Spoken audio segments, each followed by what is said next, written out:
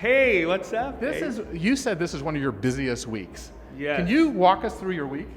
Oh my gosh. So I've been to my office this week so far until like 11 p.m., 12 p.m. at night. I had to step out yesterday at 11 because I had an event that I had to go to for one of the spirit brands. We did a big costume party on Saturday. Sunday I had seating for Knockout Abuse. We're doing a big Knockout Abuse and Fight Night Gala tomorrow night. And then I have two big events on Saturday.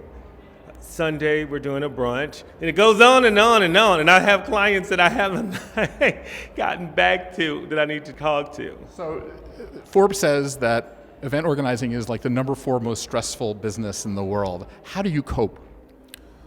Oh gosh, I have a cocktail sometimes when I get home. I pray. But you know, it's fun. And that's the thing. I always feel like I'm trying to keep up, but I try to be very organized, so I need my life to run like seamless, and sometimes that doesn't happen, but you know, I try to stay organized, and that's how I really keep up. Is that your secret weapon? It is. You know, I have to stay organized and neat, or I feel like my world is a disaster. So how do you keep your confidence up with your clients? They never see you sweat. But I'm very calm, and I try to really show my clients that I'm calm, because it does no one any good if I'm all up in arms and, oh my gosh, the band's not here. I can't show that to the client. So I think my calm demeanor helps make them calm. And I'm just kind of confident the show must go on, right? So if the band doesn't show up, then we have to go to a second, option. So those are the kind of things that I try to remember and have the client to remember, because something's going to go wrong. Something is going to go wrong. It's just human nature, but no one has to know. I always wanted to be in this business because I'm from Florida, and I met a woman. Her name was Jane Slater, and she was the special events director for this department store where I grew up. And I was on the team board, and being a member of the team board, we had about 20 high schools in Florida, and they chose like 1 or 2 people from each high school. And she had the coolest job. We were in all of the fashion shows in the malls. She ran all of the special events that they would do, the department store. And I was like, oh my gosh, that job is so cool. I really want that job. And I always wanted to be in the fashion as well. So fast forward, I knew when I went to school that's what I wanted to do and be. But when I graduated, special events jobs were far and few between.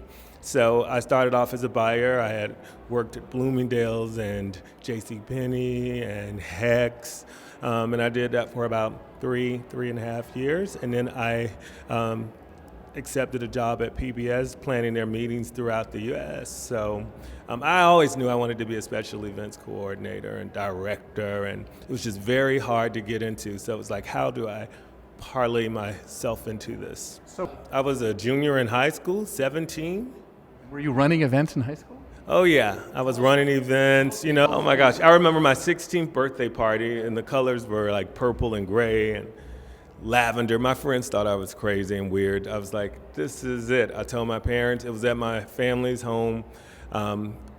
We had like white Christmas tree lights put in the trees, and everything about that party was awesome. Tons of balloons. I had a DJ. I said, I want everyone to have dinner. I don't want it to be just hors d'oeuvres.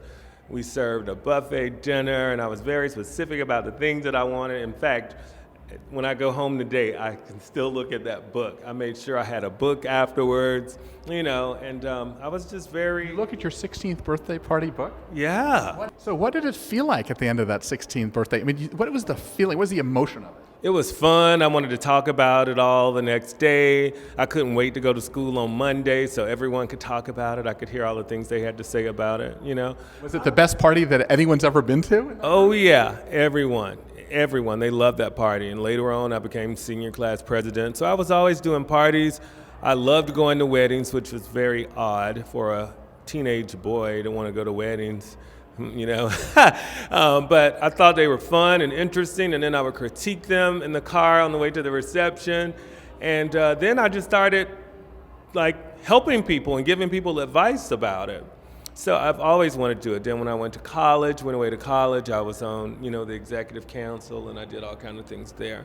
So it was very... You used events as part of your strategy to get ahead in everything you did, it sounds like. Oh, absolutely. So it's so funny now, even when I moved to Washington, I used events as a way to get to meet people, people who were from Florida, people who had gone to Hampton University, people who are in my age range, or people that did the same things that I do. I mean, I think, events are the common language of the world.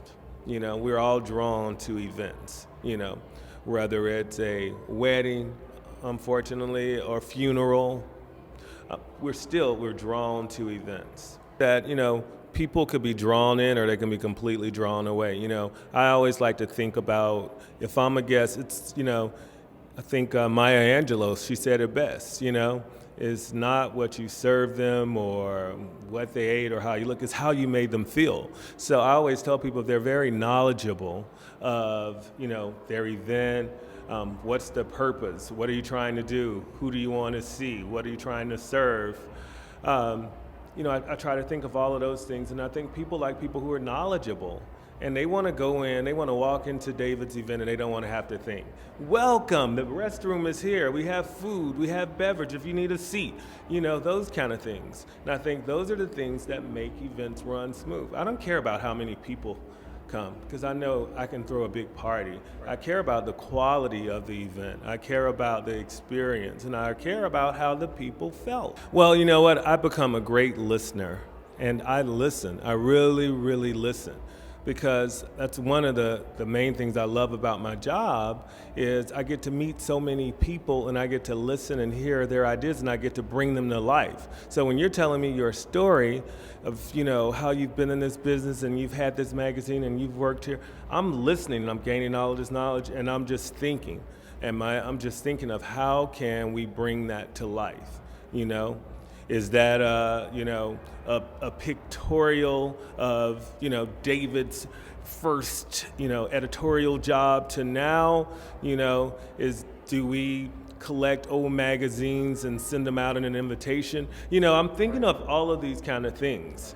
And then when I leave my client, I really go into a quiet space and just kind of write down things that I think would really contribute to the event. Sometimes I see things, and sometimes I don't. It takes me a while. And it's so funny because my staff like, oh my gosh, when are you going to give me that? I'm like, they're just going to have to wait. I don't have it. I can't think about that right now. I can't. Because it is a really creative process. A lot of what I've always done is sales. Basically, you sell an event, so you really have to listen. And I hate when people talk over me or try to out-talk me, or they don't really listen after I'm telling them. So, I think at first I was really eager to please and okay, and I wouldn't listen, but I learned very quickly to listen, and I think it's one of the best skills that I have. Yeah, I guess I've learned also that kind of similar, that you're a creative genius, and it shows in your work. But it's hard to be a creative genius. Listening is the only way to reharvest the things, because you can't come up with ideas on the spot all the time. No, you can't. But sometimes your clients and your staff, they want you to. They're like, I'm like, wait, I have to digest this. And I was like, I have to digest it. Give me a minute, and I don't want to just say anything. And a lot of times I think too, especially when you're new and a novice planner, you kind of, you want to impress and you want to do it your way, but it's really not about you. Sure, you may not have done blue walls, but if the client says they want blue walls and you've discussed it, give them blue walls. But it's also your job as a professional to express why you wouldn't, but what would you suggest? Last question is, we're doing this event, this Hall of Fame, to basically be mentors for the next generation of people that are coming up. How do you see the next generation? What do you see in your staff, your young staff? Is it becoming much more of something that people are looking forward to becoming? I think so. I mean, I always joke and say I would be rich if I had as many people interested or wanting to come and work for me as I do clients. I think they're very eager, which I love. I think, and especially the millennials, they are carriers of information. They give out, they give great information and they're always looking for it. So they're great researchers. I love that about them. Again, it goes back to that listening trait. I do think that, and I want them and I hope that they listen. Are you saying that they're not necessarily instinctively listening, or do you have to teach them to listen? I think it's something as you grow and become more comfortable in your career, and as you get older, you learn more. Sometimes I think I can do what you do. At 21, I think I know how to do that, but sometimes you really don't. But I think that they're very interesting. I think they're fun. I'm excited because I'm so happy that the younger generation will be able to, take over and really do events and make this a viable industry, which I am so excited about because, again, when I started in this industry, it was not.